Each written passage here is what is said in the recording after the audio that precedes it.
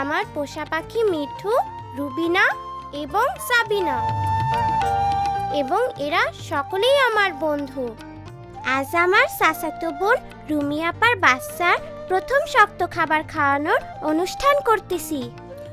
দেখো দেখো আমাকে পড়ি আইছে। পড়ি আসছে, পড়ি পড়ি আসছে, দেখো, দেখো। আমাকে পড়ি আসছে, দেখো দেখো।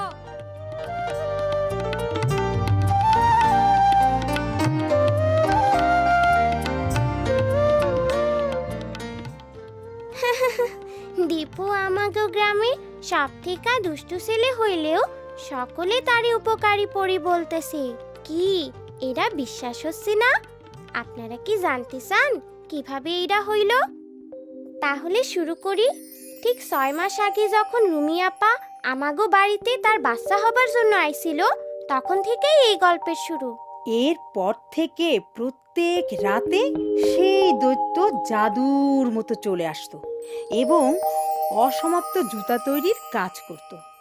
প্রত্যেক দিন সকালে ঘুম থেকে উঠে সেই ভালো মুচি আর তার বউ দেখতো এক এক জোড়া সুন্দর জুতো সারি সারি সাজানো, এবং শেষে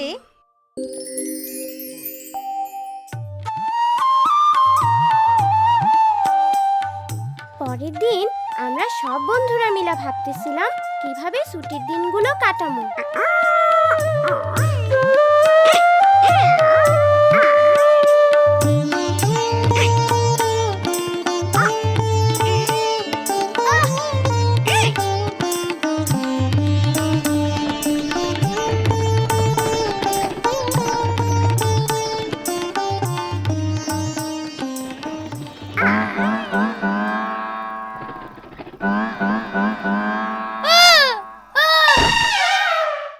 অসভ্য পোলাপান, ভালো কিছু কইরা সময় কাটাইতে পারোস না।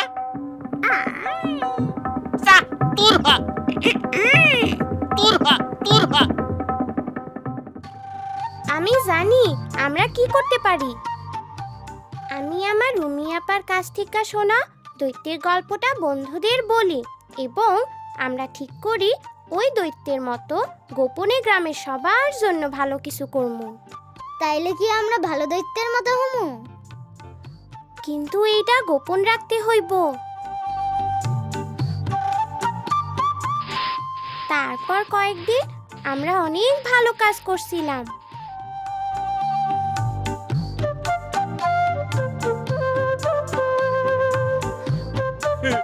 তাড়াতাড়ি আসো, তাড়াতাড়ি আসো, দেখো আমাদের উঠান পরিষ্কার পরিচ্ছন্ন। ওমা, কি যেন আমার গরুর গোয়াল পরিষ্কার করে রাখা গেছে। ও মা, এসব কারা করলো? এইটা নিশ্চয়ই কোনো পরীর কাম। হ হ, পড়ি পড়ি হইব। আমরা সবাই পালা কইরা কাজগুলো করতে থাকি যাতে কেউ আমাগো সন্দেহ করতে না পারে। একমাত্র দীপুই আমাগো সাথে যোগ দেয় নাই। সে ঠিক করছিল এই গরমের ছুটিতে কি কইরা উঠতে হয় তাই শিখবো।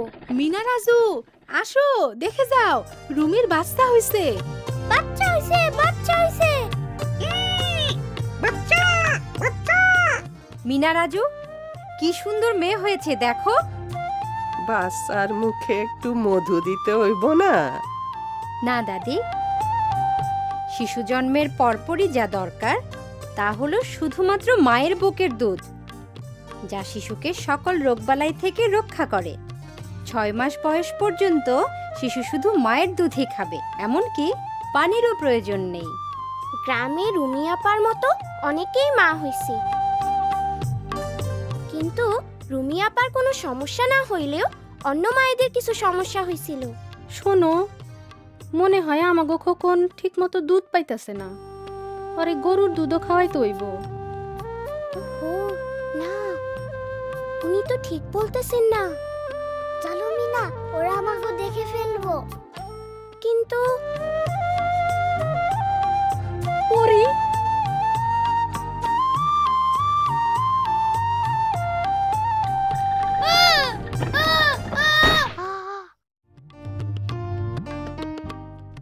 এর মধ্যেই গ্রামের লোকজন ভাবতে লাগলো যে তারা পরীকেই দেখেছে।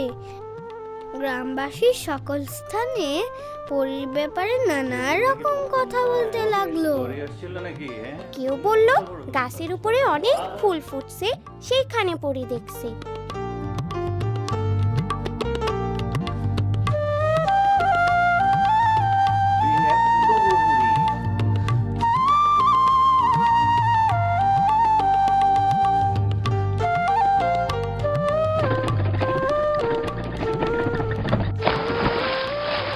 রুমি আপার বাচ্চাটা বড় হইতাছে, কিন্তু রুমি আপার মনে সন্দেহ তার বাচ্চা ঠিকমতো দুধ পাইতেছে তো।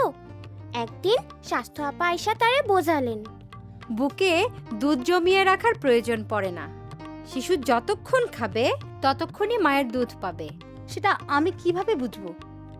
শিশু দিনের মধ্যে 6 বার হিসু করলে বুঝতে হবে সে ঠিকমতো বুকের দুধ পাচ্ছে। মনে রাখবে, শিশুর পেট খুব ছোট। তুমি ভাবতে পারো সে ঠিকমতো দুধ পাচ্ছে না, কিন্তু 6 বার হিসু করলেই বুঝতে হবে সে ভালো আছে। আপা, আমিনা ভাবি মনে করতেছে তার বাচ্চা ঠিকমতো দুধ পাচ্ছে না। সে এবং তার স্বামী ভাবতেছে বাচ্চারে গরুর দুধ খাওয়াইবো। তুমি কেমন করে একথা জানলে মিনা? পরি বলছে।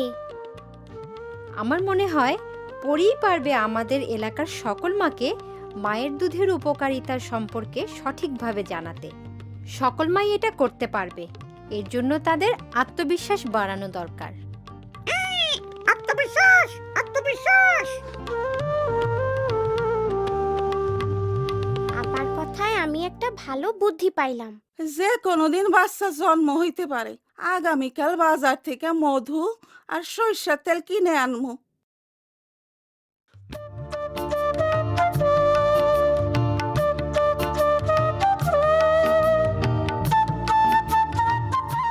নিজের প্রতি আস্থা রাখতে হবে। 6 মাস পর্যন্ত শিশুকে মায়ের দুধ ছাড়া অন্য কিছু দেওয়া যাবে না। এ ব্যাপারে কোনো কিছু জানার থাকলে অবশ্যই স্বাস্থ্য আপার সাথে কথা বলতে হবে। পরি আমাদের সব সমস্যার কথা জানে। হ্যাঁ, পরীর উপদেশ আমাকে মাইনা চলা উচিত। অবশ্যই আমরা পরীর উপদেশ মাইনা চলমু। সে তো আমাকে সব সমস্যাই জানে। এইটা আবার কি? সিডি নবজাতকের মুখে মধু বা সরিষার তেল দেওয়া যাবে না। নবজাতককে জন্মের সাথে সাথে মায়ের বুকে দিতে হবে। মায়ের দুধ শিশুর জন্য প্রথম প্রতিষেধক, যা তাকে বিভিন্ন রকম রোগ থেকে রক্ষা করে। এসব বিষয়ে স্বাস্থ্যকর্মীর সাথে আলোচনা করতে হবে। ও, তাইলে তো আমরা অবশ্যই পরের কথা মাইনা চলমু।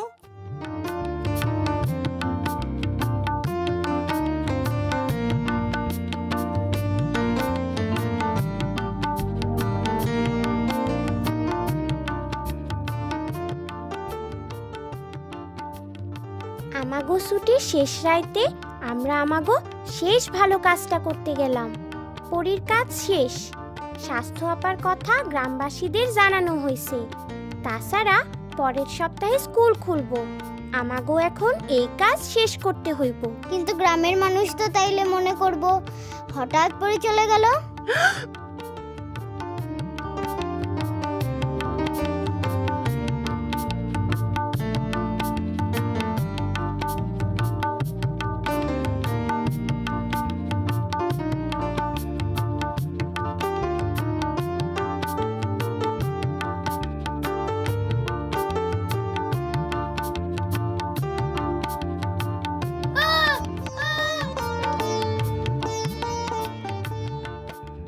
আরে পরী, আমরা পরী পাইছি। পরী পাইছি। এইভাবেই দীপু হিরো হইয়া গেল। আমরা অবশ্য এতে কিছু মনে করি নাই। আমরা অনেক মানুষের উপকার করতে পারছি এবং স্বাস্থ্য আপার সকল তথ্য সবার মধ্যে পৌঁছাতে পারছি। আর আমরা খুব মজা করছিলাম। খুব মজা, খুব মজা।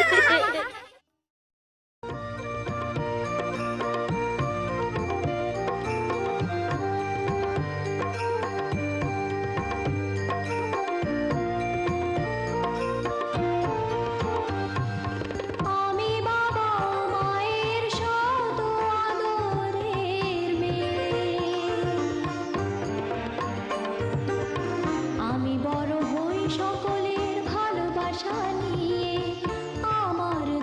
চোখে অনেক স্বপ্ন থাকে, আমি পড়ালেখা শিখতে চাই।